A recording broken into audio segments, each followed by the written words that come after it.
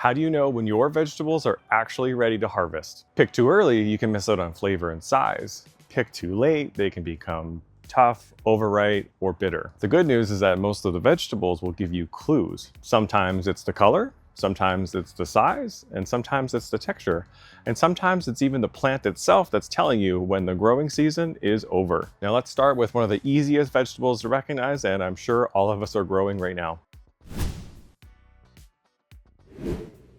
Tomatoes are usually ready to harvest when they've developed their full mature color and they start to soften just a little bit. For a red variety, that means the fruit should have changed from green to deep, even red. But you don't necessarily have to wait until the tomato is completely red on the plant. If birds, squirrels, or cracking are becoming a problem, you can harvest tomatoes when they have started to show their mature color and allow them to finish ripening indoors at room temperature. One of the easiest tests is a simple tug. A ripe tomato should come away from the plant with very little effort. If you're having to pull a little harder, it's probably not quite ready yet. And don't rely on size alone. Different varieties mature at completely different sizes, so knowing the expected mature size and color of your particular variety is important. For cherry tomatoes, check them frequently. Once they start ripening, they can go from perfectly ripe to overripe surprisingly quickly.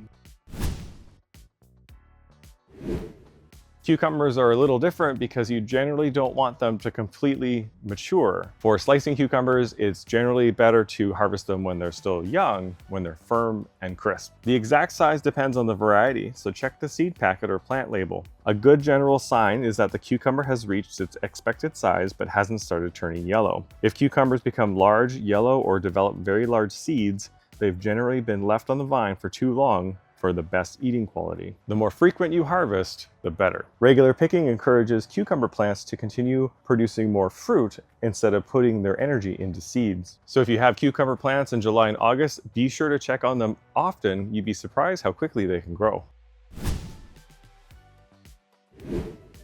Zucchini is another vegetable that doesn't always mean bigger is better. For tender, flavorful zucchini, harvest when the fruit is relatively small and the skin is still glossy and easy to pierce with your fingernail. Depending on the variety, that might be 10 to 20 centimeters or roughly 6 to 8 inches. But don't get too attached to that particular number. The important thing is knowing what size your variety is supposed to reach and harvesting before the fruit becomes oversized and seedy.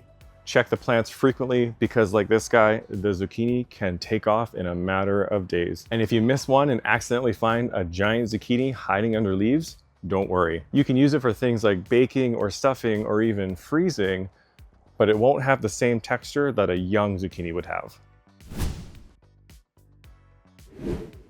Green beans are harvested when the pods are firm, crisp, and they're still slender. One of the easiest tests to do is to bend the bean gently. It should feel firm and snap easily when harvested. Look for beans that have reached their expected size but haven't developed large visible seeds inside the pod. If the pods have become tough, stringy, or the seeds are a bit more prominent, then you've probably waited too long. And just like cucumbers and zucchini, frequent harvesting is important. Check your plants every couple of days during peak production. The more mature beans that you remove, the more the plant is encouraged to make more. Carrots are one of the more trickier crop because the plant is hidden underground. Fortunately, there's a simple way to get a preview. Look at the shoulder of the carrot where it meets the soil. You may be able to see the top of the root becoming visible at the soil surface.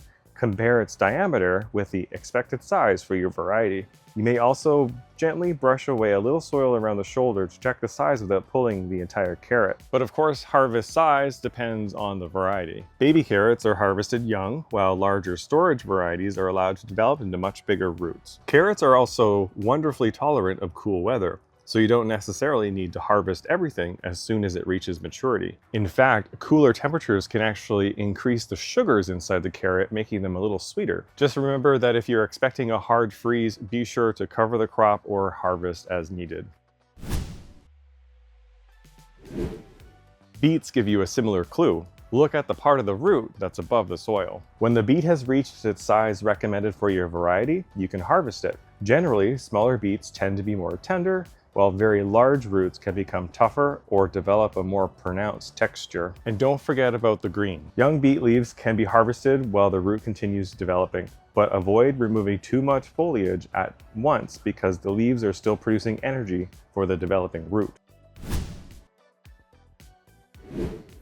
Potatoes have two different harvest signals depending on what you're growing them for. If you're looking for new potatoes, you can harvest them relatively early, while the plants are still green and flowering or shortly after. For mature potatoes, the ones that we generally use for storing, wait till the plant top turns yellow and flops over. Once the foliage has died, the skins of mature potatoes have had time to toughen, making them much better suited for storage. After the tops die back, allow the potatoes to remain in the soil for a short period if conditions are suitable, then dig them carefully to avoid damaging the skins. Don't leave potatoes sitting in waterlogged soil, especially late in the season, because excessive moisture can encourage rot. If you're enjoying these gardening tips, be sure to hit that subscribe button so you don't miss any of our videos that we publish once a week.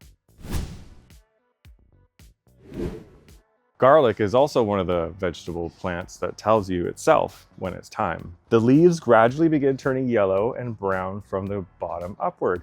You generally want several leaves to remain green while the lower leaves have died back. This usually happens in midsummer, although the exact timing varies with the variety and growing conditions. Just don't wait until the entire plant has dried out. Those leaves become part of the bulb's protective wrapper, and you want enough healthy wrappers remaining around the close for good storage. If you think your bulbs are ready, dig one up and check it. If the close have filled out and the bulb has developed a good wrapper, you're ready to harvest. After digging, don't immediately wash the bulbs. Instead, cure them in a dry, well-ventilated, shady location for several weeks. Proper curing is essential if you want to store your garlic long term.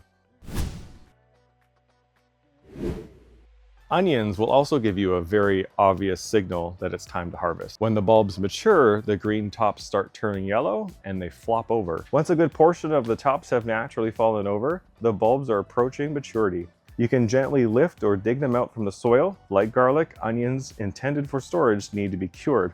Allow them to dry in well-ventilated, protected location until the outer skins become dry and papery and the neck of the onion is completely dry. If you're harvesting green onions, however, you don't need to wait for any of this. You can harvest them at almost any stage once the stems have reached a useful size. If you want to grow some of your own food, be sure to check us out in-store at Wildwood Outdoor Living or do some of your shopping online, wildwoodexpress.com. Peppers give you a choice. You can harvest many varieties while they're still green, or you can leave them on the plant until they develop their mature color. For example, a pepper that eventually turns red can be harvested green, but allowing it to ripen fully usually produces a sweeter, more developed flavor. Look for firm, full-size fruit with a glossy skin, and the color change is one of your biggest clues. Depending on the variety, mature peppers may turn red, orange, yellow, purple, or even brown. If you're growing hot peppers, remember that heat levels can also change as the fruit matures. And if a frost is approaching, be sure to harvest the remaining peppers so they're not exposed to freezing temperatures.